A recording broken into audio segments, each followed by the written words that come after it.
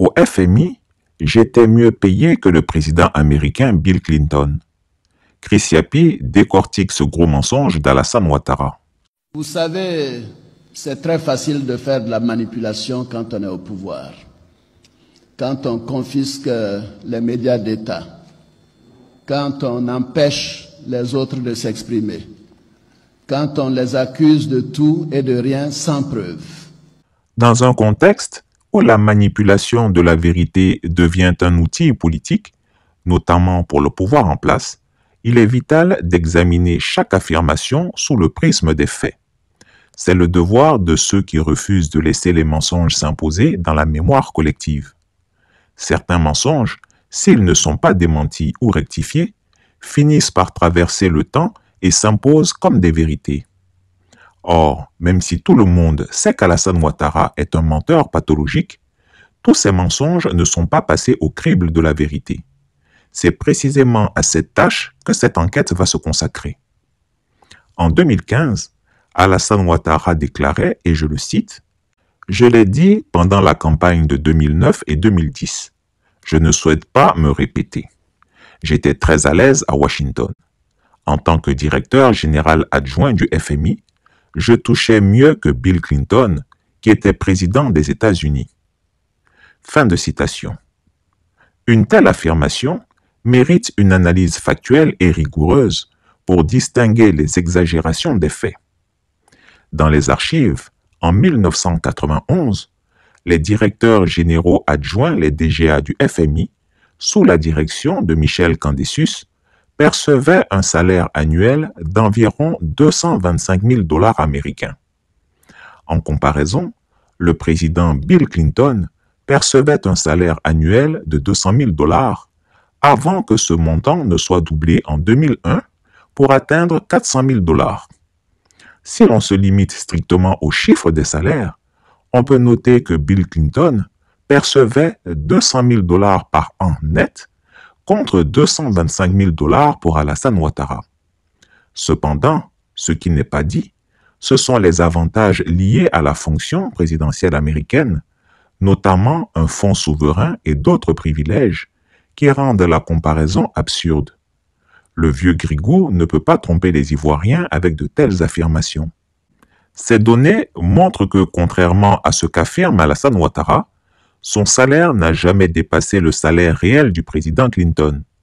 Bien que notable, sa rémunération restait dans des proportions normales pour des hauts fonctionnaires d'organisations internationales.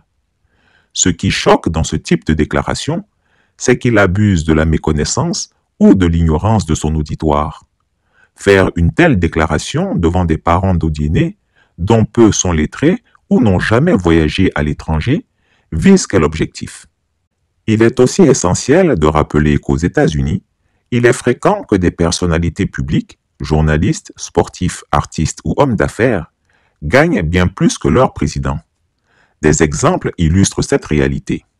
Sean Hannity de Fox News gagne 40 millions de $ par an. Rachel Maddow de MSNBC gagne 30 millions de $ par an. LeBron James, basketteur, a une fortune estimée à 1,2 milliard de $.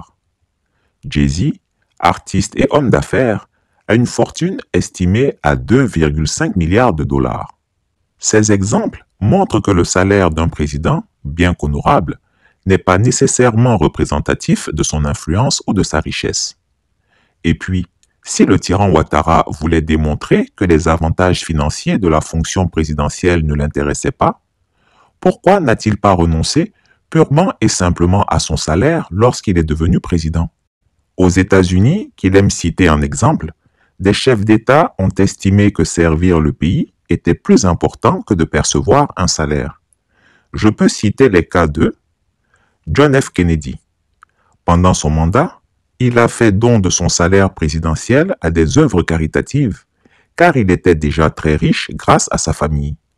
Il ne pouvait pas renoncer entièrement à son salaire, car cela était interdit par la loi. Il versait donc l'intégralité de ses émoluments à des organismes de charité. Herbert Hoover. Avant le président Kennedy, Hoover avait également renoncé à son salaire présidentiel le redistribuant à des associations caritatives et à son personnel. Donald Trump, durant son premier mandat, il a renoncé à son salaire présidentiel annuel de 400 000 $ américains, choisissant de le verser à des agences fédérales ou à des programmes spécifiques. Pour son second mandat, il a déclaré une fois de plus qu'il renoncerait à toute forme de rémunération au profit d'œuvres de charité. Hors des États-Unis, on peut citer le cas de Volodymyr Zelensky, le président ukrainien, qui, depuis son élection en 2019, a choisi de ne pas percevoir de salaire présidentiel, expliquant qu'il souhaitait montrer l'exemple dans un pays confronté à des difficultés économiques. José Mujica, Uruguay, surnommé le président le plus pauvre du monde, il a renoncé à environ 90% de son salaire présidentiel, préférant vivre dans sa ferme modeste et reverser une grande partie de ses revenus à des œuvres sociales. Rafik Hariri, Liban. L'ancien premier ministre libanais était un homme d'affaires multimillionnaire avant de s'engager en politique.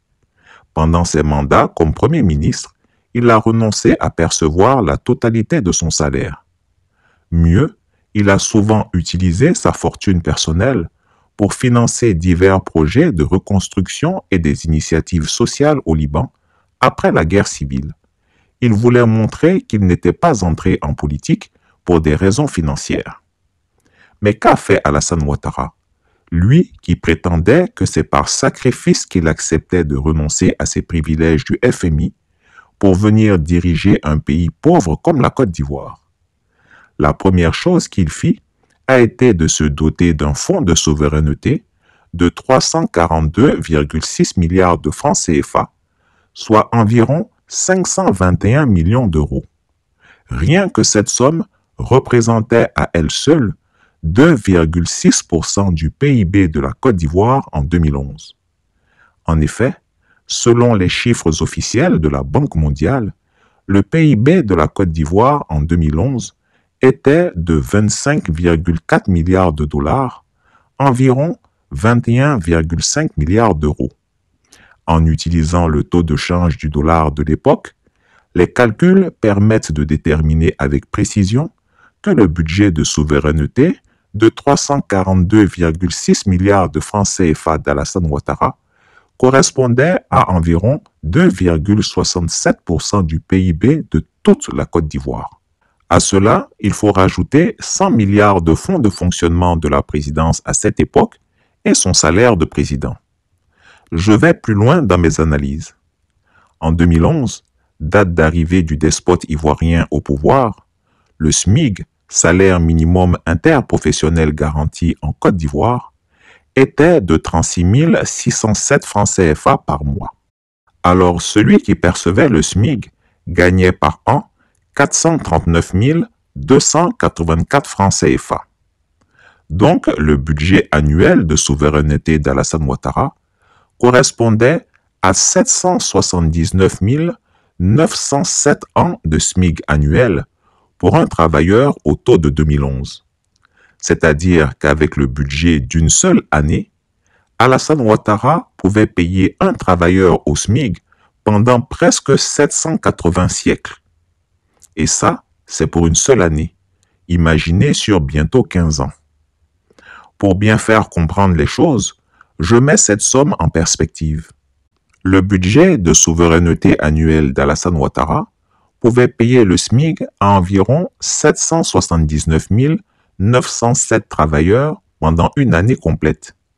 Ou encore, cette somme pouvait couvrir le SMIG d'environ 65 000 travailleurs pendant 12 ans. Voici la réalité de celui qui prétendait venir diriger la Côte d'Ivoire par pitié. Par gourmandise, par avidité et par appât du gain, le dictateur des lagunes a ainsi fait exploser les précédents budgets de souveraineté. Son budget représente une augmentation de plus de 428% par rapport à celui du président Laurent Gbagbo, qui était d'environ 80 milliards de francs CFA par an, et de plus de 1370% par rapport à celui de feu le président Henri Konan Bédié, qui était d'environ 25 milliards de francs CFA par an. Ces fonds, géré de manière opaque, dépasse donc de loin, de très loin, son salaire passé au FMI ou celui de n'importe quel président américain. Alors qu'il prétend faire des sacrifices pour diriger la Côte d'Ivoire, une question s'impose. Si c'est un fardeau, pourquoi a-t-il violé la Constitution pour s'octroyer un troisième mandat illégal et illégitime et envisage-t-il un quatrième? Ces actions, incluant la modification des règles constitutionnelles en 2020 pour rester au pouvoir, ne reflètent pas celles d'un philanthrope ou d'un serviteur du peuple. Le véritable sacrifice est celui des citoyens ivoiriens. Pendant qu'une minorité proche du vieux Grigou accumule des richesses colossales, le peuple continue de subir la pauvreté et les inégalités. En réalité, Alassane Ouattara n'est pas ce philanthrope qu'il prétend être. Ces déclarations relèvent d'une stratégie visant à réécrire l'histoire et à manipuler l'opinion publique. Mais les faits parlent d'eux-mêmes. Loin d'être un homme de sacrifice, il incarne un système basé sur le népotisme et les privilèges.